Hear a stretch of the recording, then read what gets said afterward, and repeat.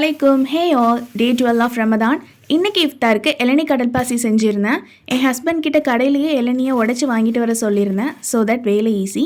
இளநீ கடல்பாசி பண்ண ஃபர்ஸ்ட் தண்ணியில் கடல்பாசியை காய்ச்சி எடுத்துக்கணும். கூடவே 1 டேபிள் ஸ்பூன் அளவுக்கு சுகரும் ஆட் பண்ணி நல்லா கரைஞ்ச அப்புறம் இளநியை இது கூட சேர்த்துட்டு ஃப்ளேவருக்காக வெனிலா எசன்ஸ் கொஞ்சமாக சேர்த்து நல்லா மிக்ஸ் கொடுத்துட்டு லைட்டாக சூடான அப்புறம் ஸ்டவ் ஆஃப் பண்ணிடணும்.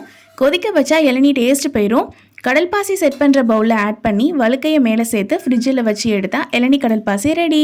சஹர் டைம்லேயே பருப்பு வடைக்கு தேவையான மாவு வரைச்சி ஃப்ரிட்ஜில் வச்சுருந்தேன். ஸோ அதை இப்போ எடுத்து அதுக்கு தேவையான வெங்காயம் பச்சை மிளகாலாம் சேர்த்து மிக்ஸ் பண்ணி வச்சுட்டேன்.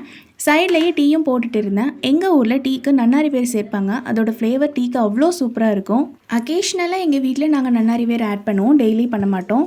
இப்போ தான் டே 1 ஆஃப் ரமதான்னு போஸ்ட் பண்ண மாதிரி இருந்துச்சு. அதுக்குள்ளே டே 12 ஆயிடுச்சு. பருப்பு வடையும் நான் போட்டு எடுத்துகிட்டு அல்ஹம்துலில்லாஹ் இன்னைக்கு இஃப்தாருக்கு இதெல்லாம் தான் நாங்கள் செஞ்சுருந்தோம். அண்ட் இந்த வீடியோ உங்களுக்கு பிடிச்சிருந்தா மறக்காமல் லைக் அண்ட் ஷேர் பண்ணிவிட்டு என்னை ஃபாலோ பண்ணிக்கோங்க. தேங்க்யூ.